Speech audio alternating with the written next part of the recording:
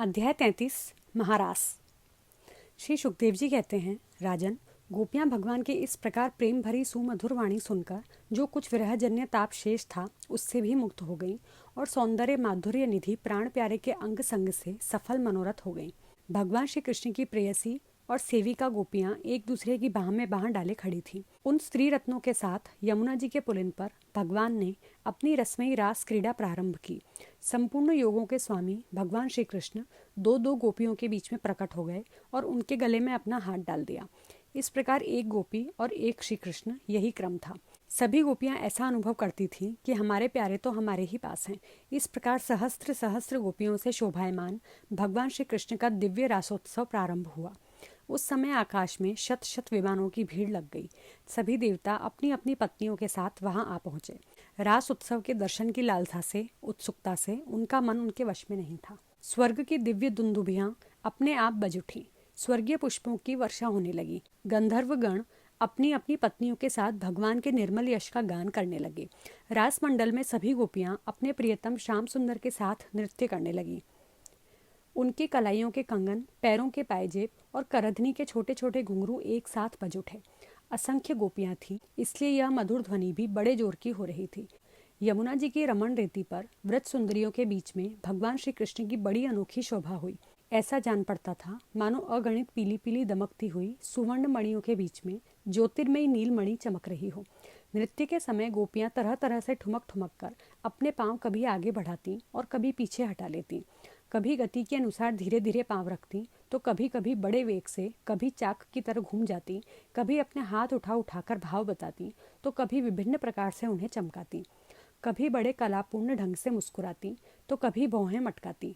नाचते नाचते उनकी पतली कमर ऐसे लचक जाती थी मानो टूट गई हो। कानों के कुंडल हिल हिलकर कपोलों पर आ जाते थे।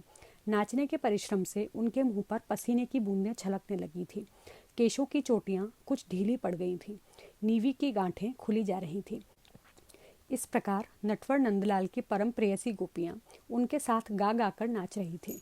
परीक्षित, उस समय ऐसा जान पड़ता था मानो बहुत से श्री कृष्ण तो सांवले सांवले मेघ मंडल हैं और उनके बीच बीच में चमकती हुई गोरी गोपियां बिजली हैं। उनकी शोभा असीम थी। गोपियों का जीवन भगवान की रति है, प्रेम है। वे श्री कृष्ण से सटकर नाचते नाचते ऊंचे स्वर से मधुर गान कर रही थी। श्री कृष्ण का संस्पर्श पा पाकर और भी आनंदमग्न हो रही थी। उनके राग रागिनियों से पूर्ण गान से यह सारा जगत अब भी गूंज रहा है। कोई गोपी भगवान के साथ उनके स्वर में स्वर मिलाकर गा रही थी। वह श्री कृष्ण के स्वर की अपेक्षा और भी ऊंचे स्वर से राग अलापने लगी। उसके विलक्षण और उत्तम स्वर को सुनकर वे बहुत ही प्रसन्न हुए और वाह वाह करके उसकी प्रशंसा करने लगे। उसी राग को एक दूसरी सखी ने ध्रुपद में गाया। उसका भी भगवान ने बहुत सम्मान किया। एक गोपी नृत्य करते करते थक गई। उसकी कलाइयों से कंगन और चोटियों से बेला के फूल खिसकने लगे। तब उसने अपने बगल में ही खड़े मुरली मनोहर श्याम सुंदर के कंधे को अपनी बाह से कसकर पकड़ लिया। भगवान श्री कृष्ण ने अपना एक हाथ दूसरी गोपी के कंधे पर रख रखा था। वह स्वभाव से तो कमल के समान सुगंध से युक्त था ही, उस पर बड़ा सुगंधित चंदन का लेप भी था। उसकी सुगंध से वह गोपी पुलकित हो गई। उसका रोम रोम खिल उठा। उसने झट से उसे चूम लिया।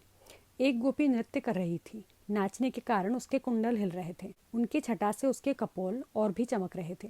उसने अपने कपोलों को भगवान श्री कृष्ण के कपोल से सटा दिया और भगवान ने उसके मुंह में अपना चबाया हुआ पान दे दिया। कोई गोपी नुपुर और करधनी के घुंघरुओं को झनकारती हुई नाच और गा रही थी। परीक्षित, गोपियों का सौभाग्य लक्ष्मी जी से भी बढ़कर है। लक्ष्मी जी के परम प्रियतम एकांत वल्लभ भगवान श्री कृष्ण को अपने परम प्रियतम के रूप में पाकर गोपियां गान करती हुई उनके साथ विहार करने लगी।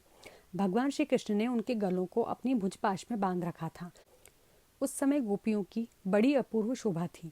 उनके कानों में कमल के कुंडल शोभायमान थे। घुंघराली अलकें कपोलों पर लटक रही थी। पसीने की बूंदें छलकने से उनके मुख की छटा निराली ही हो गई थी। वे रासमंडल में भगवान श्री कृष्ण के साथ नृत्य कर रही थी। उनके कंगन और पायजेबों के बाजे बज रहे थे। भौरे उनके ताल सुर में अपना सुर मिलाकर गा रहे थे और उनके जूड़ों तथा चोटियों में गूंथे हुए फूल गिरते जा रहे थे। परीक्षित, जैसे नन्हा सा शिशु निर्विकार भाव से अपनी परछाई के साथ खेलता है, वैसे ही रमा रमण भगवान श्री कृष्ण कभी उन्हें अपने हृदय से लगा लेते, कभी हाथ से उनका अंग स्पर्श करते, कभी प्रेम भरी तिरछी चितवन से उनकी ओर देखते तो कभी लीला से उन्मुक्त हंसी हंसने लगते। इस प्रकार उन्होंने व्रत सुंदरियों के साथ क्रीड़ा की, विहार किया। परीक्षित, भगवान के अंगों का संस्पर्श प्राप्त करके गोपियों की इंद्रियां प्रेम और आनंद से विह्वल हो गईं। उनके केश बिखर गए, फूलों के हार टूट गए और गहने अस्त व्यस्त हो गए। वे अपने केश, वस्त्र और कंचुकी को भी पूर्णतया संभालने में असमर्थ हो गईं। भगवान श्री कृष्ण की यह रास क्रीड़ा देखकर स्वर्ग की देवांगनाएं भी मिलन की कामना से मोहित हो गईं और समस्त तारों तथा ग्रहों के साथ चंद्रमा चकित विस्मित हो गए। परीक्षित, यद्यपि भगवान आत्माराम हैं, उन्हें अपने अतिरिक्त और किसी की भी आवश्यकता नहीं है, फिर भी उन्होंने जितनी गोपियां थी उतने ही रूप धारण किए और खेल खेल में उनके साथ इस प्रकार विहार किया।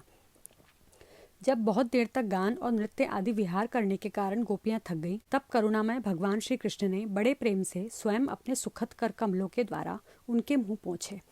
परीक्षित, भगवान के कर कमल और नख स्पर्श से गोपियों को बड़ा आनंद हुआ। उन्होंने अपने उन कपोलों के सौंदर्य से, जिन पर सोने के कुंडल झिलमिला रहे थे और घुंघराली अलकें लटक रही थीं, तथा उस प्रेम भरी चितवन से जो सुधा से भी मीठी मुस्कान से उज्जवल हो रही थी, भगवान श्री कृष्ण का सम्मान किया और प्रभु की परम पवित्र लीलाओं का गान करने लगी। इसके बाद जैसे थका हुआ गजराज किनारों को तोड़ता हुआ हथिनियों के साथ जल में घुसकर क्रीड़ा करता है, वैसे ही लोक और वेद की मर्यादा का अतिक्रमण करने वाले भगवान ने अपनी थकान दूर करने के लिए गोपियों के साथ जल क्रीड़ा करने के उद्देश्य से यमुना जी के जल में प्रवेश किया। उस समय भगवान की वनमाला गोपियों के अंग की रगड़ से कुछ कुचल सी गई थी और उनके वक्षस्थल की केसर से वह रंग भी गई थी। उसके चारों ओर गुनगुनाते हुए भंवरे उनके पीछे पीछे इस प्रकार चल रहे थे मानो गंधर्वराज उनकी कीर्ति का गान करते हुए पीछे पीछे चल रहे हों। परीक्षित, यमुना जल में गोपियों ने प्रेम भरी चितवन से भगवान की ओर देख देख कर तथा हंस हंस कर उन पर इधर उधर से जल की खूब बौछारें डाली। जल उलीच उलीच कर उन्हें खूब नहलाया। विमानों पर चढ़े हुए देवता पुष्पों की वर्षा करके उनकी स्तुति करने लगे। इस प्रकार यमुना जल में स्वयं आत्माराम भगवान श्री कृष्ण ने गजराज के समान जल विहार किया। इसके बाद भगवान श्री कृष्ण व्रज युवतियों और भंवरों की भीड़ से घिरे हुए यमुना तट के उपवन में गए। वह बड़ा ही रमणीय था। उसके चारों ओर जल और स्थल में बड़ी सुंदर सुगंध वाले फूल खिले हुए थे। उनकी सुवास लेकर मंद मंद वायु चल रही थी। उसमें भगवान इस प्रकार विचरण करने लगे जैसे मदमत्त गजराज हथिनियों के झुंड के साथ घूम रहा हो। परीक्षित, शरद की वह रात्रि, जिसके रूप में अनेक रात्रियां पुंजीभूत हो गई थी, बहुत ही सुंदर थी। चारों ओर चंद्रमा की बड़ी सुंदर चांदनी छिटक रही थी। काव्यों में शरद ऋतु की जिन रस सामग्रियों का वर्णन मिलता है, उन सभी से वह युक्त थी। उसमें भगवान श्री कृष्ण ने अपनी प्रेयसी गोपियों के साथ यमुना के पुलिन, यमुना जी और उनके उपवन में विहार किया।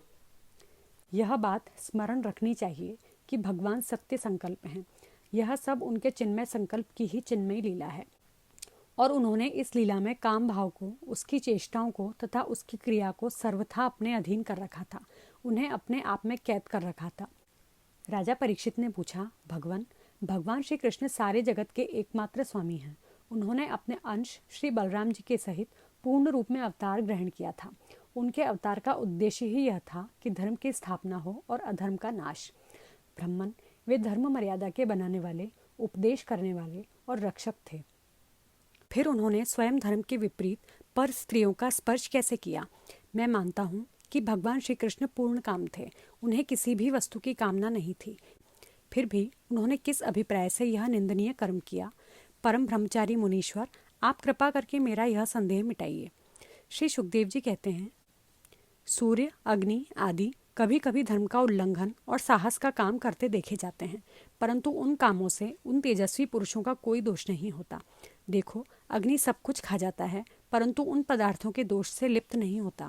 जिन लोगों में ऐसी सामर्थ्य नहीं है, उन्हें मन से भी वैसी बात कभी नहीं सोचनी चाहिए। शरीर से करना तो दूर रहा, यदि मूर्खतावश कोई ऐसा काम कर बैठे तो उसका नाश हो जाता है। भगवान शंकर ने हलाहल विष पी लिया था, दूसरा कोई पिए तो वह जलकर भस्म हो जाएगा।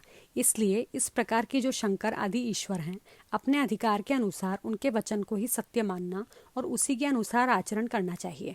उनके आचरण का अनुकरण तो कहीं कहीं ही किया जाता है। इसलिए बुद्धिमान पुरुष को चाहिए कि उनका जो आचरण उनके उपदेश के अनुकूल हो, उसी को जीवन में उतारे। परीक्षित, वे सामर्थ्यवान पुरुष अहंकारहीन होते हैं। शुभ कर्म करने में उनका कोई सांसारिक स्वार्थ नहीं होता और अशुभ कर्म करने में अनर्थ नहीं होता। जब उन्हीं के संबंध में ऐसी बात है, तब जो पशु पक्षी मनुष्य देवता आदि समस्त चराचर जीवों के एकमात्र प्रभु सर्वेश्वर भगवान हैं, उनके साथ मानवीय शुभ और अशुभ का संबंध कैसे जोड़ा जा सकता है। जिनके चरण कमलों के रज का सेवन करके भक्तजन तृप्त हो जाते हैं, जिनके साथ योग प्राप्त करके उसके प्रभाव से योगी जन अपने सारे कर्म बंधन काट डालते हैं, और विचारशील ज्ञानी जन जिनके तत्व का विचार करके तत्स्वरूप हो जाते हैं तथा समस्त कर्म बंधनों से मुक्त होकर स्वच्छंद विचरते हैं, वे ही भगवान अपने भक्तों की इच्छा से अपना चिन्मय श्री विग्रह प्रकट करते हैं। तब भला उनमें कर्म बंधन की कल्पना ही कैसे हो सकती है। गोपियों के, उनके पतियों के और संपूर्ण शरीरधारियों के अंतःकरणों में जो आत्मा रूप से विराजमान हैं, जो सबके साक्षी और परम पति हैं, वही तो अपना दिव्य चिन्मय श्री विग्रह प्रकट करके यह लीला कर रहे हैं।